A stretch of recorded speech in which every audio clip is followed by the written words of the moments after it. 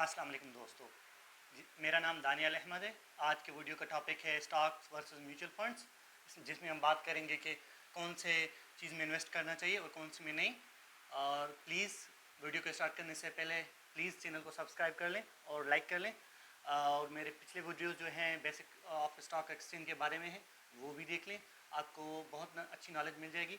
अगर आपको कोई क्वेश्चन वगैरह है तो बराए मेहरबानी पूछ लें कमेंट्स में, मैं आपको रिप्लाई कर दूंगा, या मुझे ईमेल कर दें, मैं उसी पर भी आपको प्रॉपर्ली रिप्लाई कर दूंगा। तो आइए चलते हैं वीडियो की तरफ। सबसे पहले स्टॉक्स में हमें दो किस्म की इनकम आती है। जब हमें कोई शेयर सेल करते हैं तो उस पर हमें जो वैल्यूएशन होती है शेयर प्राइस की, तो हमें उस पर बेनिफिट होता है। और दूसरा, अगर हम लॉन्ग टर्म इन्वेस्टमेंट की तरफ हैं और डिविडेंड्स वाले इन्वेस्टर्स हैं तो हमें डिविडेंड्स मिलते हैं और हमें उसके थ्रू इनकम होती है। जबकि म्यूचुअल फंड्स क्या हैं? म्यूचुअल फंड्स ऐसी बात है कि जब कोई भी सारे इन्वेस्टर्स मिलकर एक बास्केट में समझ लें कि बनाते हैं, और उस बास्केट में डिफरेंट किस्म के एक स्टॉक्स होते हैं, बॉन्ड्स होते हैं, कैश होता है, गोल्ड होता है, सारे चीज़ें मिलाकर एक टोकन ऐसी बास्केट में जमा करते हैं। फिर क्या करते हैं कि वो इन्वेस्टर्स को देते हैं कि भाई हमने ये एक फ़ंड क्रिएट किया हुआ है, आप आएँ, इसके कुछ यूनिट्स लें और उसी में आप इन्वेस्ट करते हैं। म्यूचुअल फंड्स की दूसरी बात यह है कि जो म्यूचुअल फंड्स हैं वो रिस्क के हिसाब से बहुत लो है। म्यूचुअल फंड्स में रिस्क, क्योंकि म्यूचुअल फंड्स एक बास्केट है, डिफरेंट वेरिएशंस हैं बहुत सारी चीज़ों की मिलाकर, तो उसमें जो है रिस्क वो बहुत कम है एज़ कम्पेयर टू स्टॉक्स।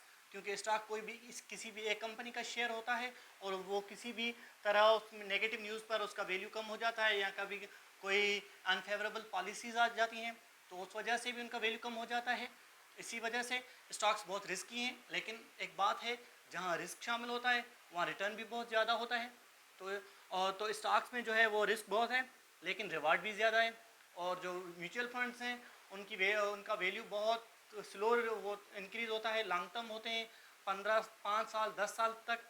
और वाइलेज जो स्टॉक्स हैं उनमें आपको रिटर्न बहुत जल्दी मिल जाता है, आपको डिविडेंड मिल जाता है। हालांकि जो म्यूचुअल फंड्स हैं वो भी आपको डिविडेंड देते हैं, लेकिन उनमें वैल्यू और डिविडेंड वो क्वार्टरली भी देते हैं, ईयरली भी देते हैं। उनका डिविडेंड बहुत कम होता है एज़ कम्पेयर टू स्टॉक्स और जो है शेयर्स।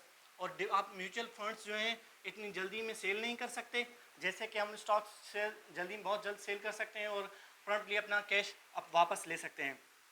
दूसरी बात कि जो म्यूचुअल फंड्स हैं, म्यूचुअल फंड्स में उनका टैक्स जो है वो थोड़ा कम होता है, लेकिन जो उनका ये है कि फ़ीस ज़्यादा है एज़ कम्पेयर टू कॉस्ट जो है म्यूचुअल फंड्स की वो ज़्यादा है कहते हैं कि स्टॉक्स से। क्योंकि जब स्टॉक्स में हम कोई ट्रेड करते हैं तो उस पर कुछ परसेंटेज ब्रोकरेज फ़ीस लगती है, और थोड़ा सा अगर हमें बेनिफिट ज़्यादा होता है तो टैक्स लगता है। लेकिन म्यूचुअल फंड्स में जो कि एक्टिव मैनेज फंड हैं, जैसे कि हर मंथ हर वीक एक फ़ंड मैनेजर उनको डेडिकेटेड है और वो अपना शेयर और चेंज कर रहे हैं, गोल्ड चेंज कर रहे हैं, फंड्स बॉन्ड्स चेंज कर रहे हैं, मसलन कि म्यूचुअल फंड को वो अपडेट कर रहे हैं अपना म्यूचुअल, तो उसमें उनके मैनेजर की फ़ीस अलहदा होती है, ब्रोकरेज कास्ट उनकी, और उनकी ईयरली जो फ़ीस होती है वो भी ज़्यादा होती है।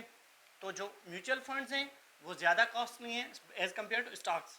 और दूसरी बात कि आप अगर अपने आप को भी पहले देखें कि अगर आप रिसर्च नहीं करना चाहते और आपके पास इतना टाइम नहीं है कि आप कोई देख सकें कंपनी के शेयर्स, उनकी फाइनेंशियल स्टेटमेंट्स पढ़ सकें कि क्या हो रहा है क्या नहीं हो रहा, तो आप के लिए म्यूचुअल फंड्स जो है ज़्यादा कन्वीनियंट हैं। क्योंकि म्यूचुअल फंड्स में वही इन्वेस्ट करते हैं जिनको रिटर्न कम चाहिए होता है, लॉन्ग टर्म के लिए होते हैं, और उनको जो है फाइनेंशियल स्टेटमेंट में और डीप डाइव इतनी रिसर्च करनी नहीं पड़ती।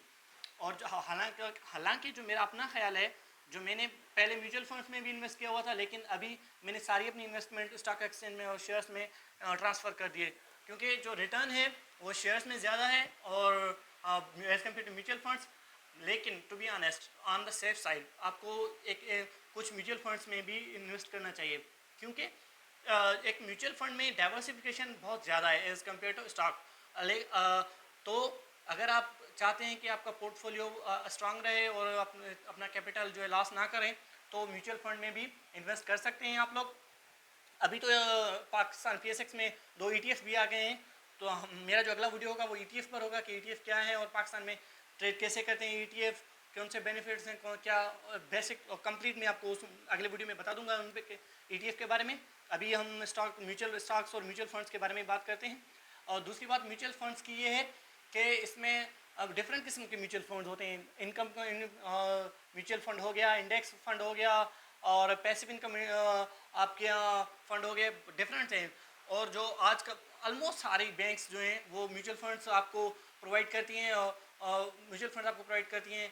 चार्टर्ड अकाउंट बैंक है, अल हबीब है, मीज़ान बैंक है जो कि इस्लामिक शरिया के हिसाब से आपको म्यूचुअल फंड्स प्रोवाइड करती है। और AKD वाले कर रहे हैं मेरे, और जो दूसरा JS वाले कर रहे हैं।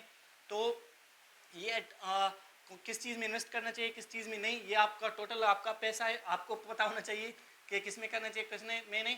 मेरा अपना पर्सनल ओपिनियन है जो है कि अगर आप चाहते हैं कि आपके ज़्यादा पैसे डिटेक्ट ना हो, आप पैसे और आप चाहते हैं कि आप अपनी रिटर्न ज़्यादा चाहते हैं, तो आपको स्टॉक में इसमें इन्वेस्ट करना चाहिए। अगर आप चाहते हैं कि आपके यहाँ टाइम नहीं है, कौन इतना रिसर्च करे, कौन कंपनीज़ की फाइनेंशियल स्टेटमेंट पढ़े, इकोनॉमी से अप टू डेट रहे, तो आपके लिए ये है कि आप म्यूचुअल फंड के यहाँ चले जाएं। उसमें आपको रिटर्न भी मिल जाता है कि 7 to 10% तक रिटर्न ईयरली मोस्ट प्रॉब्ली मिल जाता है। लेकिन जो हालांकि ऑन द अदर साइड जो स्टॉक्स हैं उसमें आपको 20-25% अच्छा खासा रिटर्न मिल जाता है।